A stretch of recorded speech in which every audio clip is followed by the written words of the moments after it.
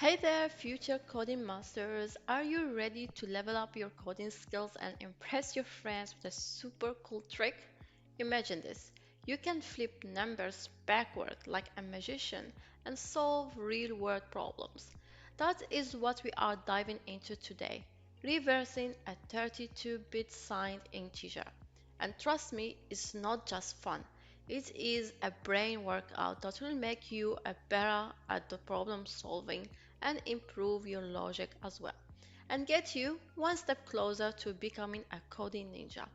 But wait, why should you care about this? I'm very glad you asked this. First thing, real world applications. This kind of logic powers everyday tech like mobile apps, finance software, and even gaming engines. The second is that it boosts your problem solving skills. Mastering this will help you think like a programmer, and who knows, maybe even land that dream job. The third is that flex your algorithm muscles. Knowing how to reverse numbers will make you better at manipulating data, and it is a must have skill for any future developer. So, grab a coffee and let's jump into how to reverse numbers like a pro. So we are given a number, like here in the example number 1, 1, 2, 3, and we need to flip it around to get 3, 2, 1. Easy, right? But here is the catch. If the flipped number goes outside the 32-bit integer range, then we need to return 0. Boom, that is our challenge today. Now, first things we have to do is we have to check if it is negative. So if the number is negative, we still reverse it, but we have to keep that negative sign. And negative or positive, no problem, we are pros here. The second thing we have to keep lookout is the reverse digits. We can take each digit one by one from the end of the number and put it into a new reversed number. Imagine flipping a book page by page but backward. And step number 3, avoid the overflow. Oof, that mathy stuff. If the reverse number goes outside the safe 32-bit range, we need to return 0. So this will keep us safe from errors and also system crashes. Nobody like those, right? And the step number 4, no 64-bit cheating, okay? We are working 32-bit integers here. So, no cheating, but don't worry, I have got your back with a smooth and easy solution that is 100% within the rules. Now, time to start coding, and let's break it down with our code and I'll explain it line by line. So even if you are totally new, you will get it. Ready? Let's get started. But before we actually start really writing code, first let's write our plan and understand the algorithm here. So the plan will be as following. First thing we need is to extract, okay, the last digits of the number given using this formula here, which gives us that reminder, okay. After that, we need to add this digit to that reverse number that we will store initially. And then we have to divide that given number by 10 to remove that last digit that we retrieved and we add that reverse number. And we'll keep repeating this until all the digits are reversed. And after each step of this reversing here, we have to do a check.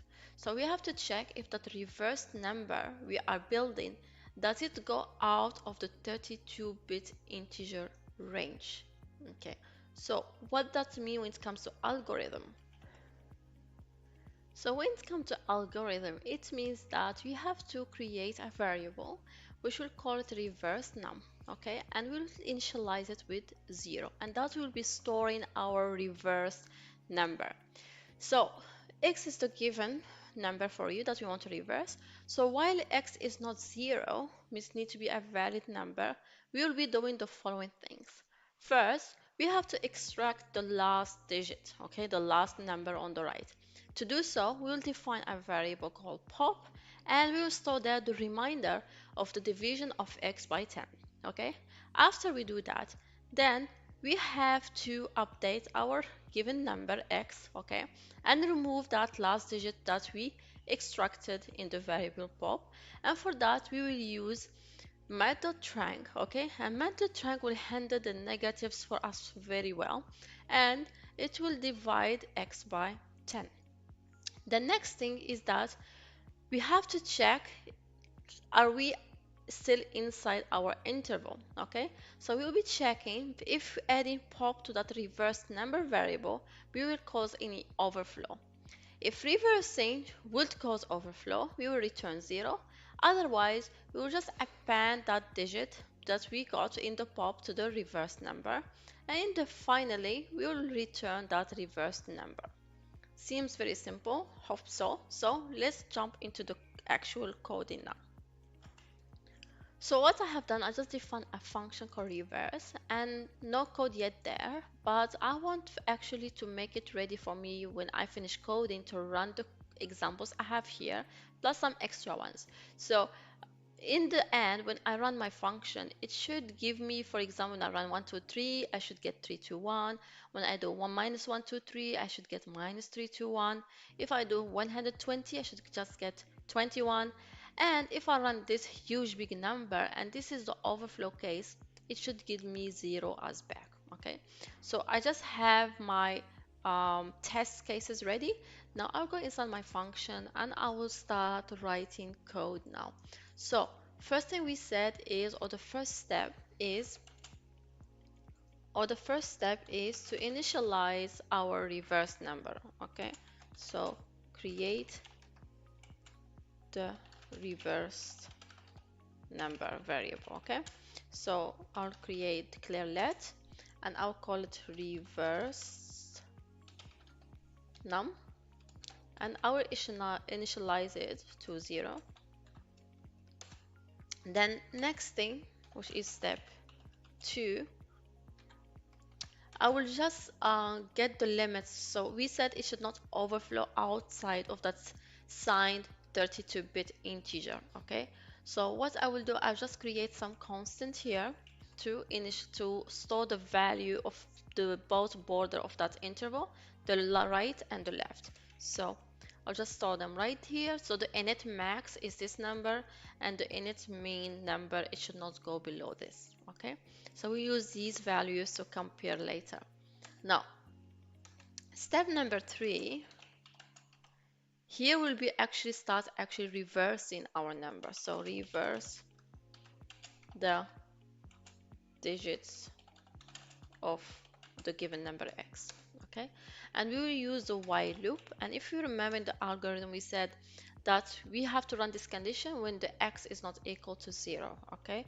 So x, while x is different than 0, then do the following. So first thing, we need to extract the last digit, as we said, okay? So last digit. And I will declare a variable called pop, because I'll be popping out that last digit. And I will do that by taking the remainder of x divided by 10, okay? After that, we need to update our x with the new value where we remove this last digit that we were popping out. So x will be equal to math.trang, and we'll be doing x divided by 10.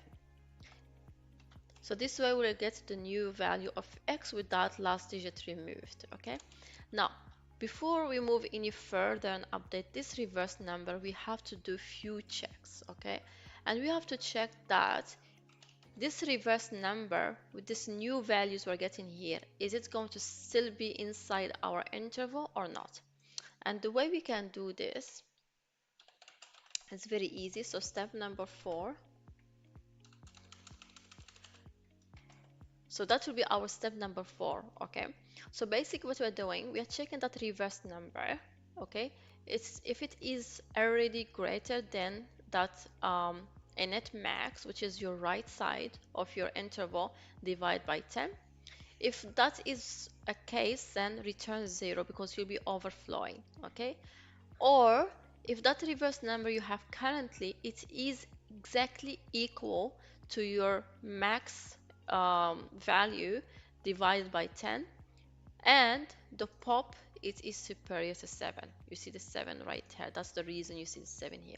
Okay, so if it is that the case, then don't do any other additions to reverse numbers. So it will be overflowing, so just return 0. And same thing we're doing for the left side. So if the reverse number is already smaller than the minimum value divided by 10, then you'll be overflowing, so just return 0. Or again, or these two conditions are valid, so where the reverse number is exactly equal to that minimum value divided by 10, plus that pop we get right here, it is smaller than -8, and this is the reason for that -8, okay, why we are using that number. So if that scenario again is valid, then you'll be overflowing, so return 0. If not, if these scenarios are not happening, then we are still okay. So that will give us to step number 5, where we'll append the extracted digit. And the way we do it, reversed. Oops, I'll just copy to make sure I'm not doing any spelling mistakes again. So reverse number will be equal to whatever your current reverse number multiplied by 10. Okay, you'll be moving to the left side, right? So you multiply it by 10 and then you add that number that you popped out. Simple as that. And in the end of our while loop, so this will keep happening until the x hits 0. Okay, so while that is happening, then after that what we will do, we'll just do step number 6, and we will return the reverse number. Return the reversed number, and we'll come here and do return reverse number. Great. Now let's give this a test and see if this is going to work. So I'll click run and let's compare this result. So 3 to 1 minus 3 to 1, 21 and 0. So you can see this is working amazingly. Now how does this work? Let me break it down again in a very super simple steps. We start with the reverse number initialized to 0, and this is where our flipped digits will go. Then we loop through each digit of the number, and we are grabbing the last digit on the right using this method right here, and we are removing it from the original number again in this step by dividing it by 10. Then we check for the danger in the step number 4. If flipping the number makes it too big or small for a 32-bit integer, we stop and return 0. So that's safety first we are running here. Otherwise, we keep adding those digits to our new flipped number until we got an entire thing reversed. And boom, we return the reverse number like a boss. Why you should care about this? So first thing is that practical coding skills. So mastering this kind of problem makes you more comfortable with loops, conditions, and how to handle edge cases like a pro. The second, interview power move. This is exactly the kind of problem that pops up in a coding interviews. Nail this and you will stand out. The third is brain boosting fun. Flipping numbers and thinking through boundaries strengthens your algorithm thinking. It's like a mini workout for your brain. So now that you have nailed this, you can reverse numbers in your sleep and impress your fellow coders. Now, don't forget to hit that like button, and if this helped you, subscribe for more coding magic. See you in the next challenge.